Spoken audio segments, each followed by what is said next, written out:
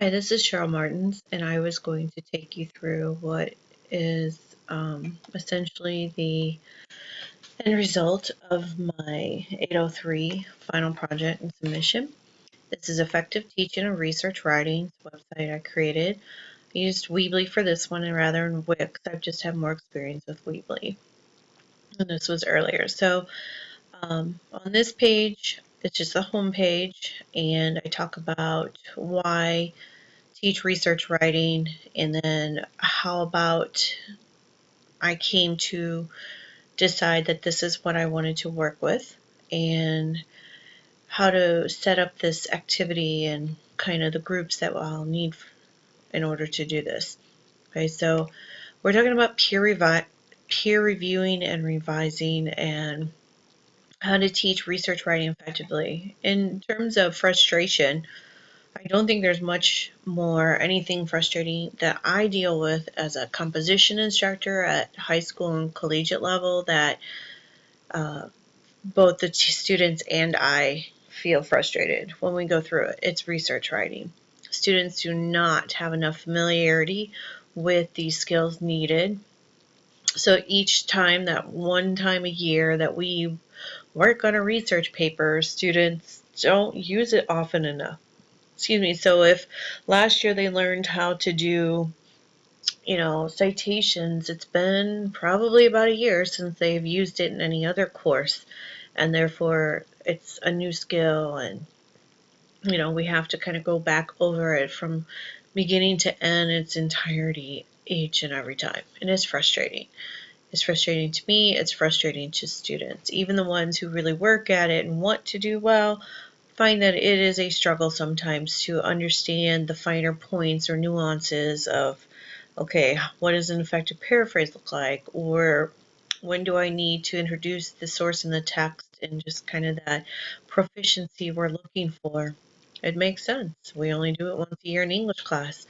I would rather see every single domain write research papers, and I understand where those teachers come from when they say they're not writing instructors and they don't want, to have to teach it. But they wouldn't necessarily. They would just be reinforcing, much like they do reading skills. So that would be my goal, and ideally, something like this website could help other teachers. Okay, so I broke it down into lesson plans, and they are on the next page, plus I put a link to it in case they wanted to, and just kind of a short list right there as to what we're going to cover: groupings, differentiation, important, student learner elements, objectives, assessment, layers of instruction, resources. Okay, so in honest terms, we could make this pages upon pages with more information and handouts and worksheets and practice strategies and links, etc., to anything and everything. This could be a huge website, but I meant to keep it on the small end, at least for the project. And if I were going to advise other people to look this up or use it myself in the classroom, I would need to add a great deal of information in here. There would have to be like a handout section, and here are helpful videos and different things. I do have a parent letter in here, and just to kind of cover my information and then what my goals are and why it's relevant even if they're not going to. I also talk about Genius Hour, which is wonderful, and I've had great success with that in the classroom. I like that students get to design their own learning, and even when they initially flip out about it, and they do, I assure you, in the end, usually students say to me, things like, "I'm sorry I flipped out. I was wrong. This was awesome." Because when I introduce Genius Hour, I usually tell them that for the first time in 13 years, they get to design their own learning, and they typically are very uncomfortable with that, some of them at least. And they flounder. They don't know how to do this. And we want them to be able to do this, and ideally, I think we should do it more often in lots of classes, but that's not always my decision as a teacher. Perhaps one day as a curriculum director it is. All right, so differentiation, I have a page devoted to that. in different ways to set up the groupings to differentiate skill level or comfort level, or however somebody might want to do it.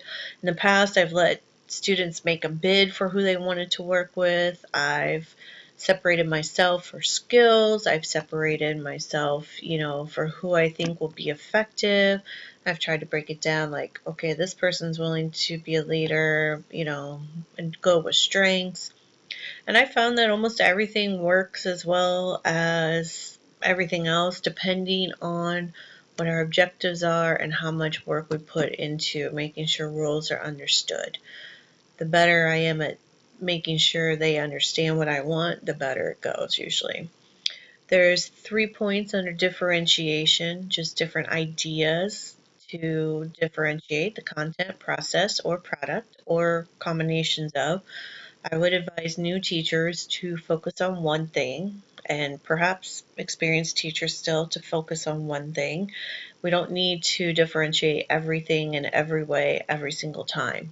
There's certainly better or worse times. There's the student learner elements, readiness, interest, and learning profile. And then here's kind of our goals, are what we want students to be able to do, to know, and understand, and then how we can assess things, the layers of instruction, and then a couple resources. And if you notice, I have a person as the very first thing. You cannot underestimate how important it is to have a good person available for helping teach students, or perhaps teaching students areas that I'm not an expert in, navigating the school's library website, for instance. Or, last year there had been updates to Gale and EBSCO and how they work better with Google Drive, which I totally love and makes life even easier.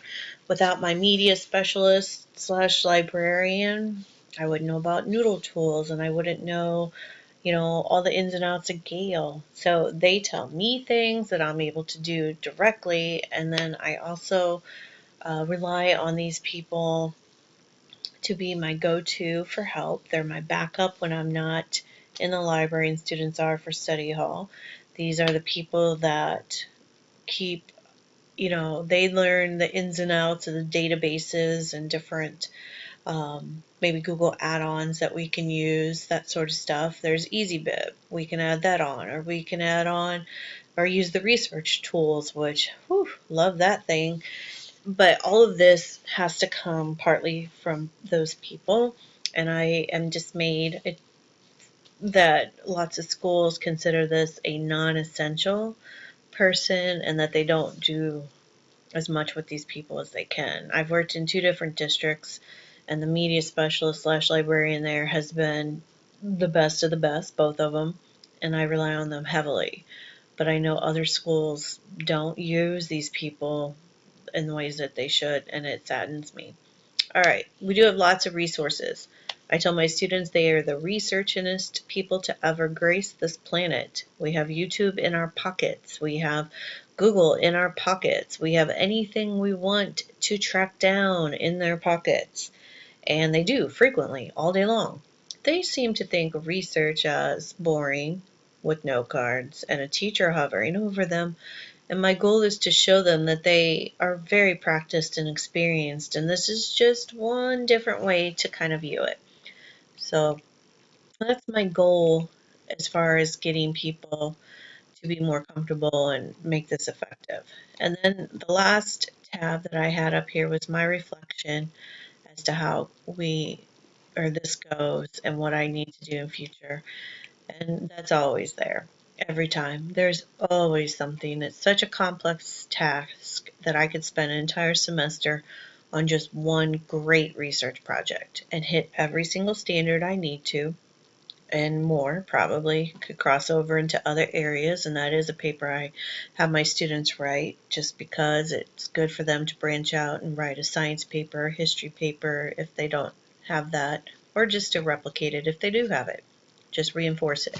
But I would try to keep this website as simple as possible and laid out as simply as possible because it is complex. And as I mentioned, if I were going to do a little bit more with this, and I don't know why I shouldn't because it's a pretty nice one, then I need to add a section for handouts and helpful hints and things like that. So this is Effective Teaching and Research Writing. This is my 803 final project, and I am Cheryl Martins. Thank you.